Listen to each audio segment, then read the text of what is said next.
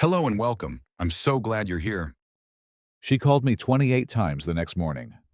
By the 12th call, her irritation had cracked into urgency.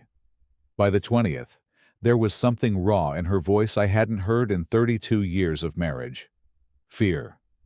I let the phone vibrate against the oak table while my coffee went cold. None of it would have happened if she had handed me her car keys. Instead, that morning at 6:15 a.m., when my 84-year-old mother was struggling to breathe in the guest room down the hall, my wife had looked at me and said 5 words that redrew the borders of my life. Not my responsibility. Handle it. We live in Savannah, Georgia. My name is Richard Hale. I'm 70 years old. My mother, Evelyn, has congestive heart failure and lungs that don't forgive delays. When I heard that tight, scraping cough from her room, I knew we couldn't wait. My sedan was in the shop. Transmission rebuild, third day without it. My wife, Marissa, had her Lexus parked outside. Paid off, or so I believed. I asked calmly, "Marissa, Mom needs the hospital. May I take your car?" She didn't look up from her phone at first. "I have a spin class at 9. I'll be back before then." That's when she met my eyes. Not anger, not stress, indifference. Not my responsibility. Handle it. I stood there, waiting for softness to return to her face. It didn't. Our neighbor Calvin drove us instead. My mother rested her head against the window as we pulled away. "Was that Marissa?" she asked gently. "She's busy," I replied. The hospital confirmed fluid buildup, not a full cardiac event. A medication adjustment saved her. We returned home by evening. Marissa asked from the kitchen island, "She okay?" "Stable," I answered. "Good." That was the entirety of it. But something inside me had shifted. That night, while the house hummed in silence, I opened my laptop. I hadn't reviewed our accounts closely in months. Retirement makes you careless with details. I'd spent 40 years as a civil engineer in Charleston before we relocated here. And numbers had once been second nature. Now, I saw them clearly again. Transfers I didn't recognize. $9,200 4 months ago, labeled consulting retainer. $14,500 2 months later, marked seed capital. Cash withdrawals. Designer purchases totaling over $18,000 in the past year. A boutique travel agency in Miami. Jewelry invoices. Then I found it. A home equity line of credit, $60,000 limit, opened 8 months earlier through digital authorization. My signature was there. I remembered signing something on my phone while watching television. She had said it was insurance paperwork.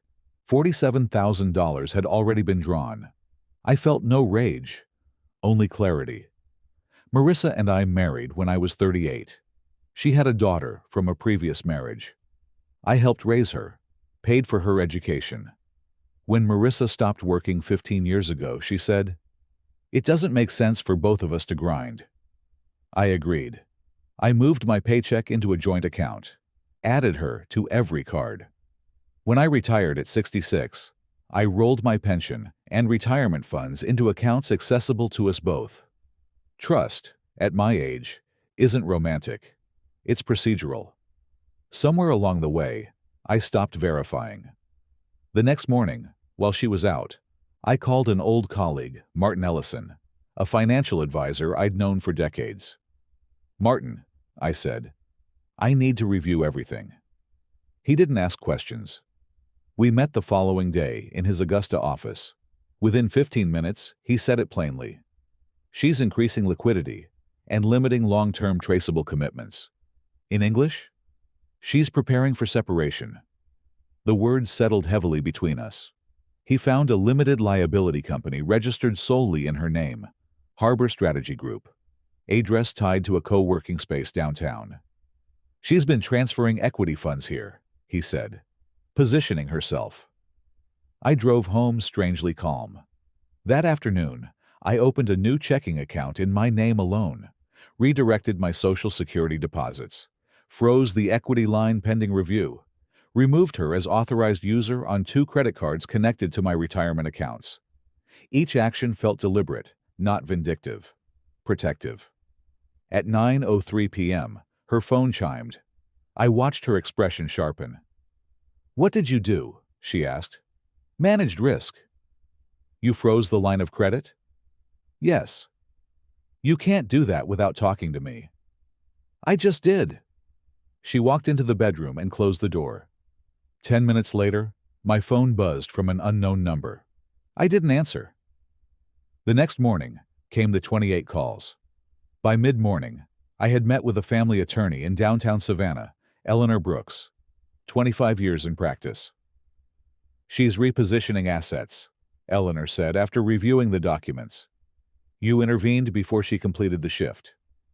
"What are my risks?"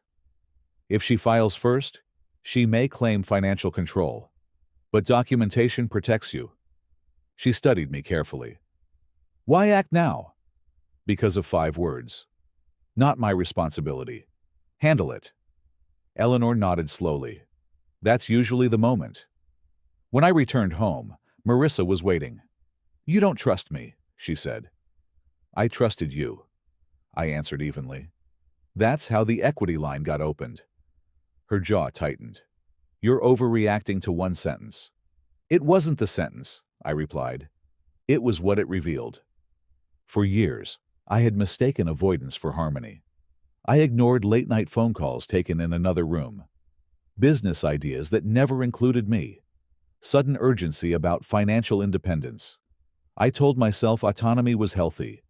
Now I understood. While I was monitoring my mother's medication schedule, she was building an exit. The painful part wasn't the money. It was the asymmetry. That night, she didn't yell. She calculated. I could hear drawers opening, papers shifting. She was reassessing. The next morning, she tried again. "Richard, we need to talk." "We can," I said calmly. "With attorneys present." Her eyes widened. "You're serious?" "Yes."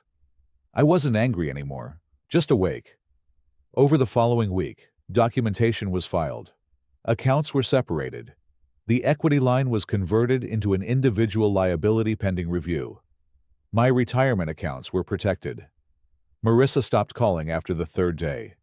Silence replaced leverage. My mother recovered steadily. We arranged part-time in-home nursing assistance. I drove her to follow-up appointments in a rental car, without asking anyone for keys. One evening, she looked at me from her recliner. "You seem different," she said. "I am," I admitted. Clarity does that. It strips away illusions without theatrics. I had spent decades believing partnership meant shared direction. But partnership requires reciprocity. When one person quietly prepares a parachute, the other eventually feels the wind. Months later, mediation papers were filed. Civil, controlled, no dramatic courtroom scenes, just signatures. On the final day, Marissa collected the remainder of her belongings. She paused near the doorway. "You blindsided me," she said quietly. I considered that. "No," I replied. "I figured it out." And that was the truth. The 28 missed calls were never about inconvenience. They were about leverage lost. For the first time in years, I understood exactly where I stood. Not as a provider, not as a fallback plan, not as a responsibility someone could decline, but as a man who finally read the numbers. And numbers, unlike words, do not lie.